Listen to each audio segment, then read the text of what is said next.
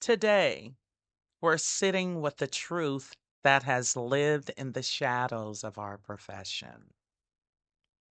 The therapist's body matters in the room because healing isn't just shaped by words, it's shaped by our nervous systems, by what we bring in our bodies, by what we notice and what we don't. And I want to say this clearly.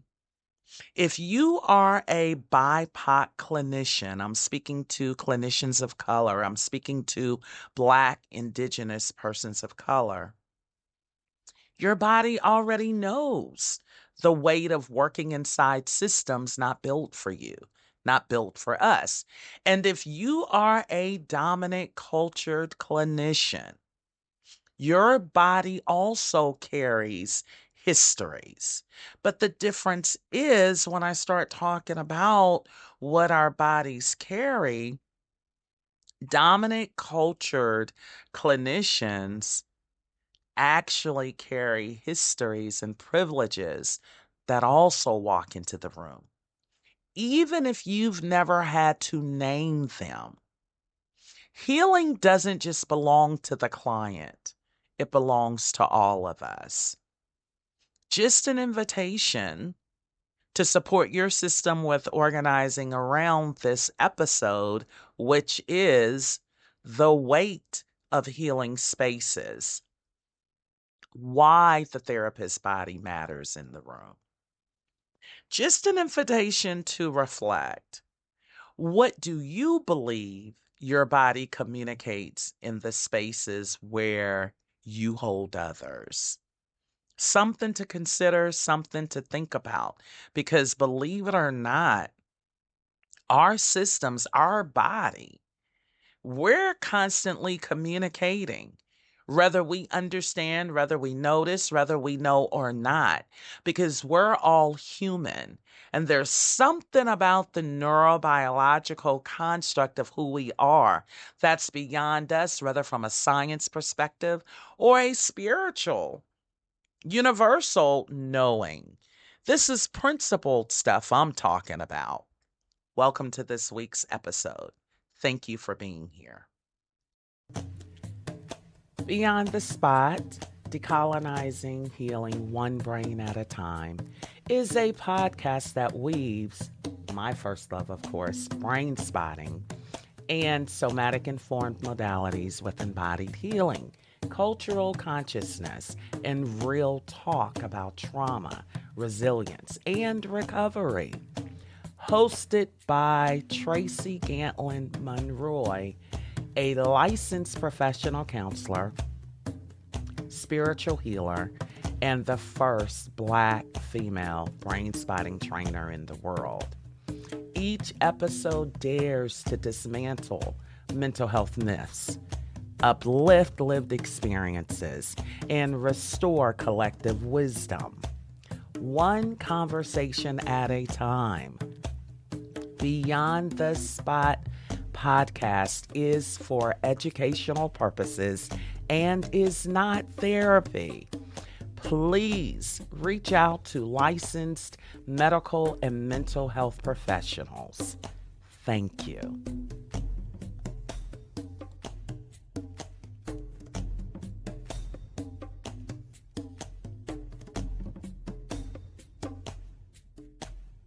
Let's start here.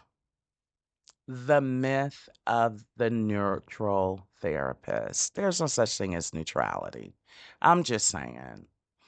For more than a century, psychology was built on the idea that therapists should be blank slates, neutral, detached, objective.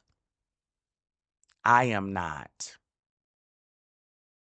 Neutrality is a myth. The body is never neutral, never blank, as it should not be. Scientifically, it's not possible. My nervous system, as a Black bodied woman, carries legacies of survival. generational stories of hypervisibility and invisibility. And I need to say that my body also carries faith. And alongside that faith that my body carries, there's erasure. I have found there is an intersection with other persons of color as well. Because you know what I'm talking about. And even if I were to go here, dominant cultured white women, just being a woman in and of itself in this patriarchal society, it is a subordinate, oppressed location. And although a white therapist's body may carry the unspoken authority of whiteness, of power, of assumptions labeled as normal, and norms so standard they go unnoticed, there is this thing when we start talking about privilege and oppression. While you can have privilege, none of us are totally privileged. None of us are totally oppressed either. Just putting that out there. It's just a matter of how we lean into and understand and have the awareness of our social locations and what they are. Okay? When we pretend therapists are blank slates, we actually deny the truth that our histories are alive in the room. And I want to give a little historical context to that. The grandfather, Sigmund Freud of psychology, built um, psychoanalytic psychoanalysis in Vienna at the turn of the 20th century. A Europe consumed with ideas of pathology and degeneration. Pathology was applied to women, the poor, and immigrants. And later in America, the language of pathology was pointed at Black communities and Indigenous peoples. This history still lives in the walls of our field. Just a curiosity here, just a reflective invitation, whether you're a clinician or a client. When were you first told to stay neutral as a clinician? And who benefits from that silence? What cultural legacies, even in your body, that you bring into the room, whether spoken or unspoken? And how about when we start coming from a client perspective?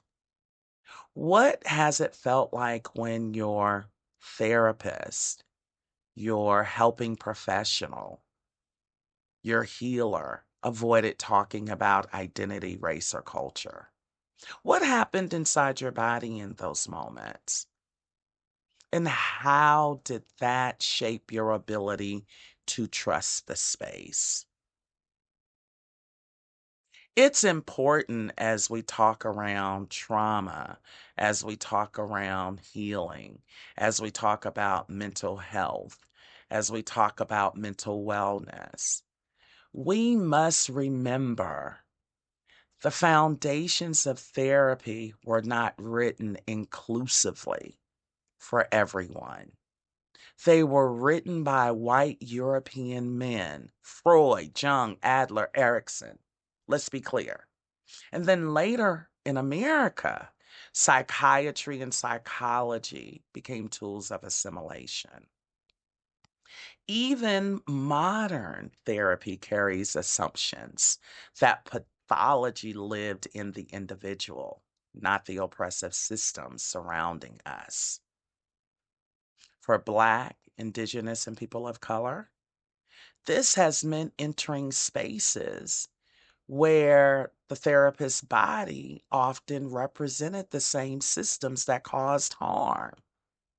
Neutrality became complicity, and silence perpetuated erasure. That is the major difference between inclusive trainings that I provide in brain spotting and BIPOC brain spotting trainings. There's a level of liberation and sacred in the BIPOC spaces, although they are counter space to mean the indigenous persons there don't all identify as the same marginalized race. But everyone is invited to bring who they are without having to explain much of what we have experienced as marginalized groups, from microaggressions, macro assaults, where people, want to touch our body parts, our hair, where people want to ask us why we do what we do that are very indigenous to who we are and our ancestors. It's almost like the call and response in the Black church.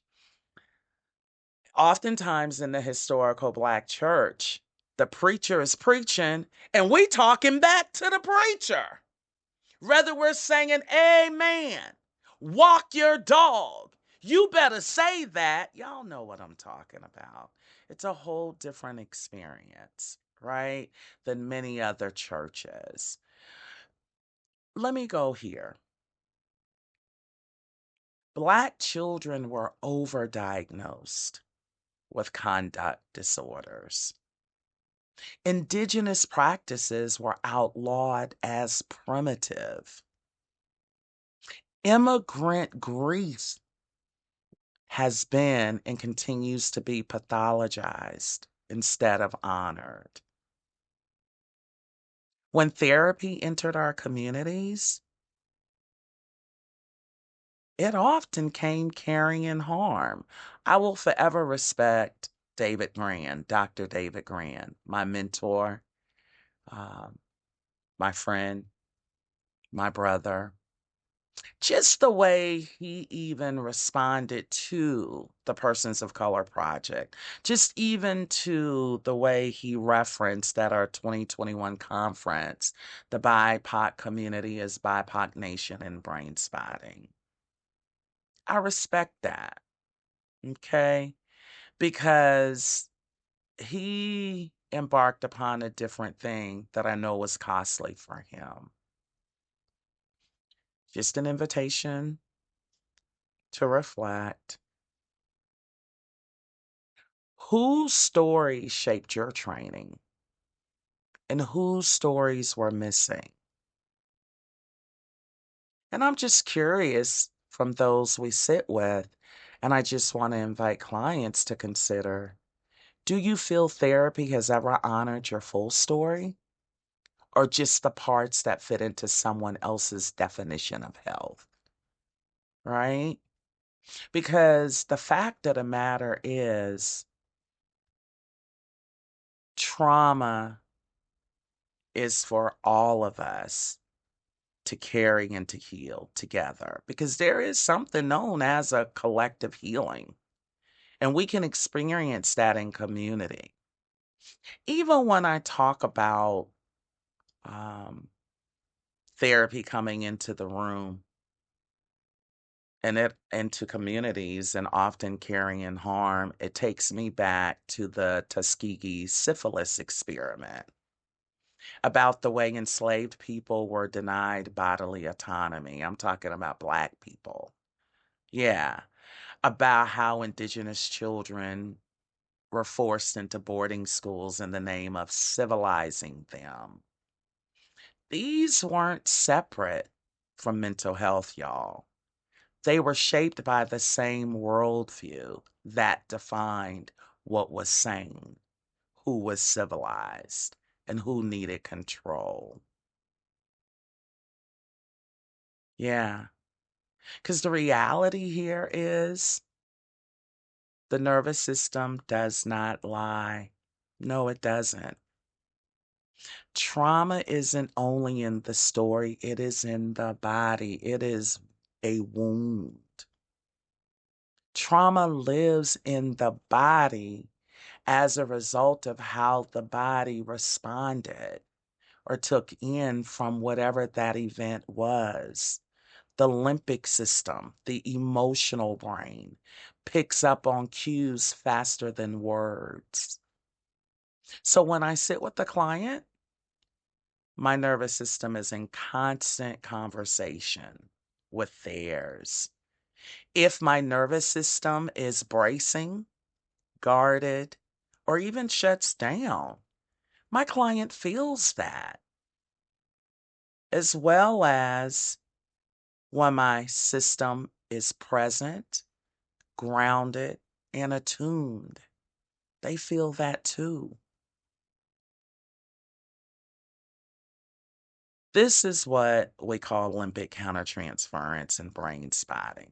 And here's the truth: when it goes unnoticed, it can harm. It could create even re traumatization. A client in grief may stir my own grief, and I rush them toward positivity. Let me say something about that beyond that.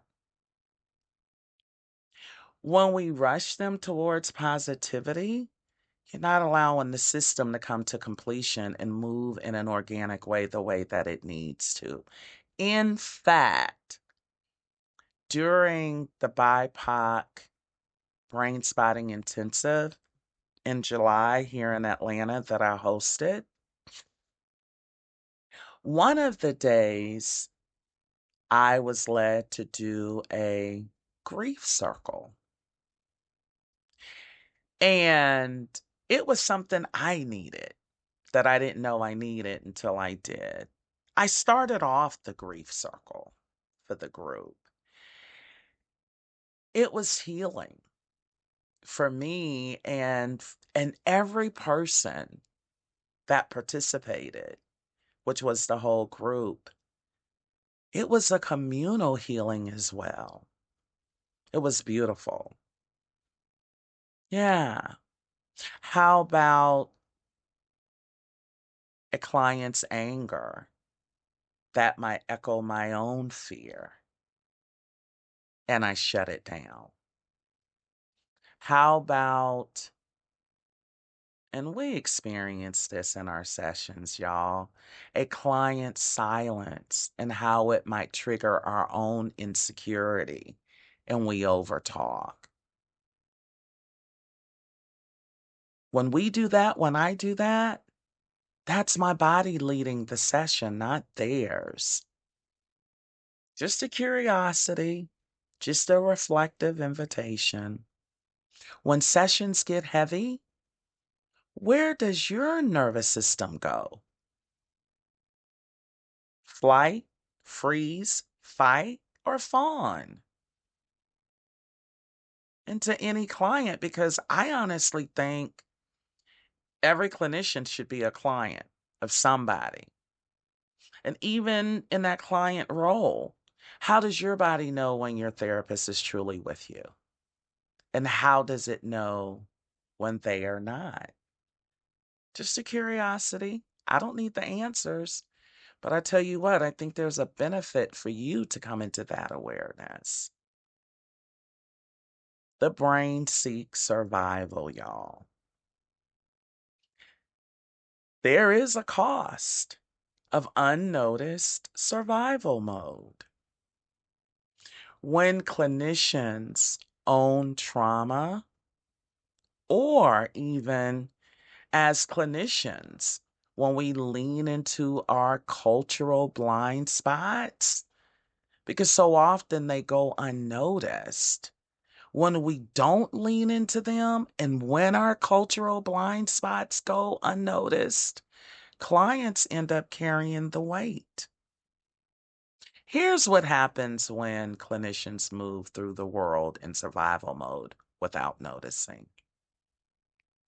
We mislabel clients as resistant, non-compliant, when they're actually protecting themselves. We absolutely avoid conversations about racism, sexuality, or faith because they unsettle us. We silence anger because it touches our own. How about there is a such thing as righteous anger, which can actually be healing? Being rushed to forgive when anger makes the therapist uncomfortable. That is such larceny.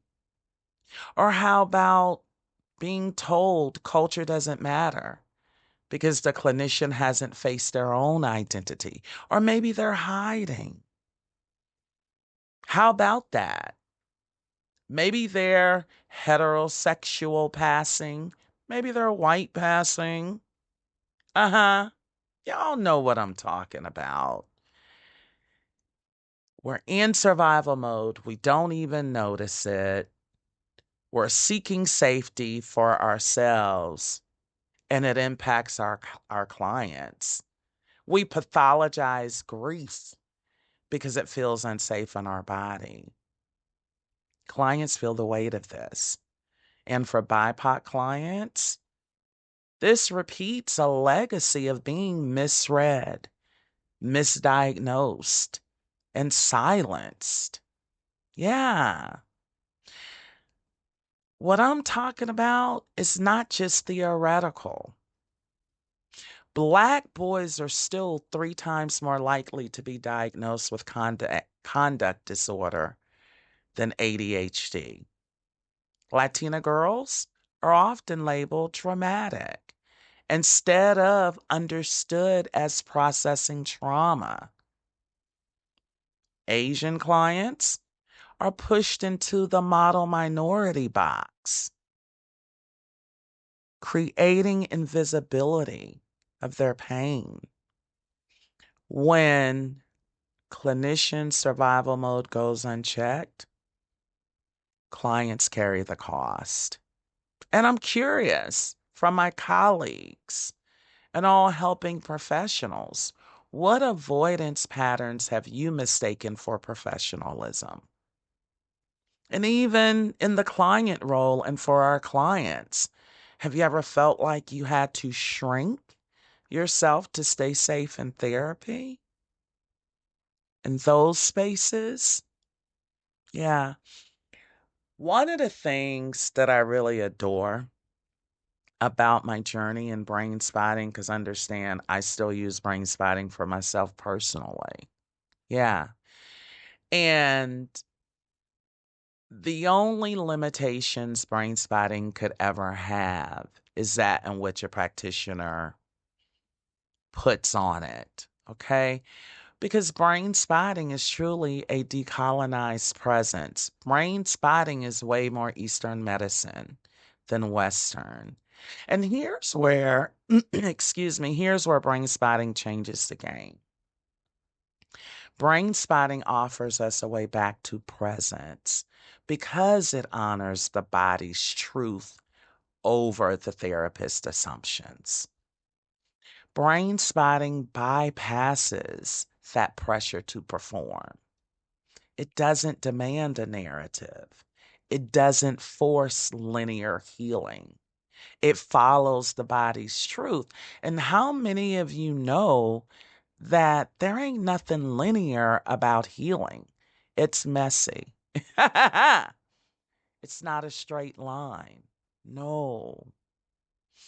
And for all clinicians, it's an invitation to slow down, to unlearn neutrality, and meet clients in embodied presence, because that becomes the mojo, that becomes the magic, that becomes the sauce, baby, that secret sauce, right?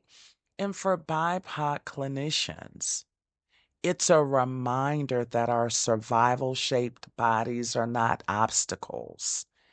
They are instruments and vessels of deep attunement. Yeah.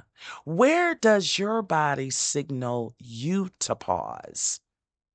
What would it mean to listen instead of override your natural system's knowing?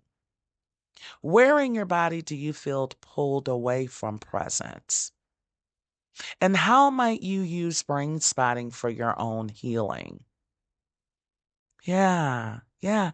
And for clients, I want to invite you to notice how it feels when your therapist follows your pace instead of pushing for words. How does it feel when your clinician slows down and lets your body lead the way? I got a testimony, or I got a sharing, to be more politically correct. I can't tell you how many clients I've worked with who have had some of the most severe, persistent manifestations and phenomenons that they have lived with for years. And I'm always fascinated when I get the feedback. And keep in mind, I sit with white folks, black folks, Asian folks, um, Latin folks, Indian folks, you name them. I listen, as far as I'm concerned, God make them and I pick them. It's like the tree of life for me. Every human being I find to be a flower in the garden of God. I find to be a flower in the garden of humanity. That's just my deal. That's just how I'm formed. And there ain't nothing you can say about it to make me feel any kind of way about it, cuz this is me. This is what it is. Yeah. Yeah. And I am introspectively looking at Tracy, and I want to invite you to look at you as well. And I'm going to share a little bit of this um, because this podcast today is behind. I was taking care of myself. Okay. I was taking care of myself because yesterday when I started recording, I needed to stop to attend a meet and greet for a very well known YouTuber here in Atlanta. And I was a part of the squad that was there. She's been generous to me. Um, when I started my retreats, she has more than 100,000 followers. She's been doing it 15 years. She would allow me to come up on her platform. And I would share about the retreats. I would share about the work I do and all the things. She never asked me for a dime. When she's having conversations, she's a tea person, she's a gossiper, and her following knows that I don't participate with that. That's not my thing.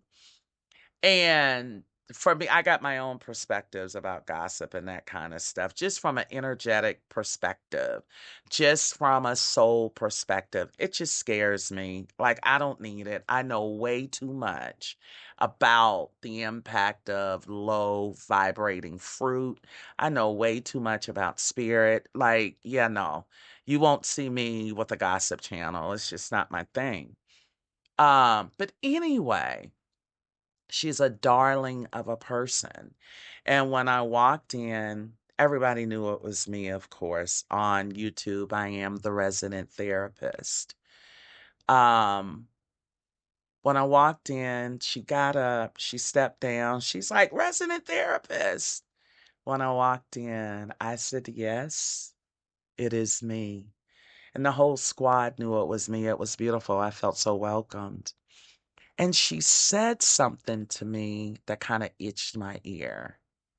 She lifted up her wrist to me and she said, "And I smell good." And I thought, what in the world? And what it was is the commentary about people that she has had beef, as they call it on YouTube, with over the years. And I had a noticing. After I introduced myself, said hello to everyone, at that point, I needed to go get that glass of Merlot because I needed to settle my system a little bit and just be present and come back in the space out of my clinical hat. So I identified a very harmless energy to sit next to him. We were at a lounge and I had my food and everything. And I got to thinking about it. So after I ate my food, I walked over to her table and I leaned over her table. And I said, "What was that about? That you needed to tell me that you don't smell like fish or you smell good?" I said, "Be mindful who you talking to." And I looked her square in her eyes. I said, "It's your birthday. We're all here to celebrate you because we love you. You make a contribution to everybody who took out their time and their resources to be here." I said, "The way that you welcomed me lets me know that that negativity has gotten into your spirit, into your psyche." She looked me square in my eyes and she said, "It has." And I responded to her, "Not tonight. Because we're going to celebrate you, sister, tonight." And we did. It was an amazing time. The weight of healing spaces is not carried by our clients alone. It's carried by us too as clinicians. And unless we acknowledge it, clients end up holding what we refuse to see. I saw that, sister, last night. Healing is not just about what clients bring into the room. It's about the nervous systems, the bodies, the histories of everyone in that room. To my fellow loved, adored, respected clinicians, I respect you. You are on this battlefield kicking trauma's ass. Where is your nervous system still in survival mode? Where do you need tending so your clients don't carry your weight? Because I'm going to tell you what, we're all wounded healers. But who are you taking into that room? Into clients. What does your body tell you about the safety or unsafety of the space that you're in? And how might you honor that truth? Because healing absolutely does not begin with theory. It begins with presence and awareness. And presence begins with the body. I cannot stress it enough. Trauma work belongs to all of us. Healing belongs to all of us.